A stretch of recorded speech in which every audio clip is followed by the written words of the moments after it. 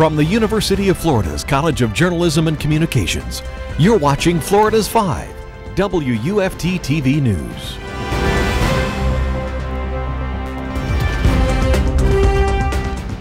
Good evening, I'm Jason Hackett. The Pentagon's top brass is telling Congress that Don't Ask, Don't Tell has to go now. Brian Moore has the story from Washington. Along those lines. Defense Secretary Robert Gates gave senators a stark choice: repeal the ban on gays serving openly in the military or risk havoc. No time to train, no time to prepare. The incoming Congress may not have the votes to repeal Don't Ask, Don't Tell, and Secretary Gates fears the courts will strike it down suddenly. That is the worst imaginable outcome as far as I'm concerned. I believe making a change like this makes us better. It doesn't make us worse. A new Pentagon study predicts minimal disruption. It also shows large numbers of combat soldiers and Marines oppose a change. Republican John McCain says the survey didn't ask the most important question of all: whether the law should be repealed. The chairman of the Joint Chiefs says that question would have set a bad precedent. To essentially vote on a policy. It's not voting, sir. It's asking their views. Yes, it's asking their views and whether they would agree or disagree with a change. I mean, key Republicans question the urgency. Don't ask, don't tell has been pretty effective. The president made a commitment in a campaign, and he's delivering on that. And even if Congress wants to act, there's not much time. Brian Moore, NBC News, Washington. The Senate Republicans refuse to allow any bill to come up for a vote until there is an agreement on a government funding bill and the Bush-era tax cuts. And speaking of those tax cuts, the House has passed a bill to extend middle-class tax cuts while letting those for the wealthy expire. The vote is a political maneuver aimed at letting Democrats show their supporters that they oppose extending cuts for the wealthy. The talks that are continuing between Democrats and Republicans are aimed at an extension of the cuts for everyone. And WikiLeaks founder Julian Assange is now wanted for questioning in Sweden in relation to possible sex crimes. NBC's Peter Alexander has the details. He's become one of the world's most recognizable and controversial figures. Now Julian Assange, the WikiLeaks founder, is the object of an international manhunt. The international police force Interpol has added Assange to its wanted list. Here in Sweden, prosecutors want to question the 39-year-old Australian computer hacker about rape and sexual molestation allegations made by 2 WikiLeaks volunteers in August, allegations Assange has repeatedly denied. I have never done anything unconsensual in my private life. Several British newspapers report that the fugitive Assange, whose friends say revels in his outlaw image, is hiding in a secret location somewhere near London. A WikiLeaks colleague says that's for Assange's own protection. We have got very heated response and even threats from governments, even calls for assassination. But his attorney insists Assange is not on the run. Important to note that so far no formal charges have been filed against Julian Assange.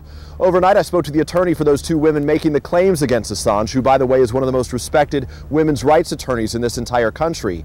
He says that his clients are relieved that there is now some progress in this case and hope Assange will be taken into custody at some point this week.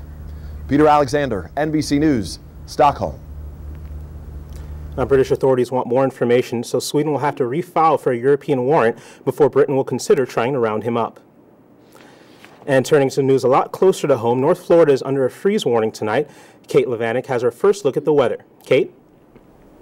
Good evening. Let's take that first look at your weather forecast. Now, I don't know about you, when I walked outside this morning, that weather was pretty frightening when you walked out the door if you didn't have your coat on when you left. Right now, the temperatures are cooling back down to that very cold weather. 45 degrees in Jacksonville, 49 degrees in both St. Augustine and Gainesville. Cedar Key, one of the coldest at 46 there, but a little warmer down south. Ocala at 57, so pretty nice over there. Overall, though, we can't really complain about any rain or anything that was going on in that neck of the woods. Nice clear skies over our area. Actually, I didn't even see a cloud in the sky when I was walking around, so seems pretty nice. Up to the north, we've got some snow, though, so a little bit later in the newscast, we're going to be talking about exactly how low these temperatures are going to be dipping in our area, the ice, snow, and storms in the rest of the country. And stay tuned if you were looking for the rest of your forecast. Back to you, Jason. All right, thanks, Kate.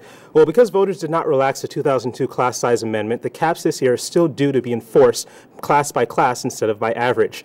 The rules apply even to advanced courses, where schools often like to encourage as many children as qualify to accept the challenge.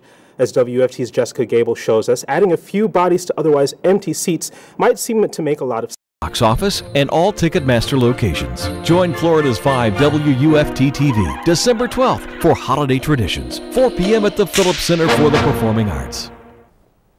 Good evening. Let's take a look at that forecast and see what's going on in our area. Up in Jacksonville, 45 degrees. They've got some of the coldest temperatures there. Down in Cedar Key, we've got 46. Gainesville and St. Augustine are coming in at about the same temperatures at 49. Either way, it's pretty cold all across northern central Florida here. We've got some very low temperatures, and unfortunately, it looks like they're going to be sticking with us for quite a while.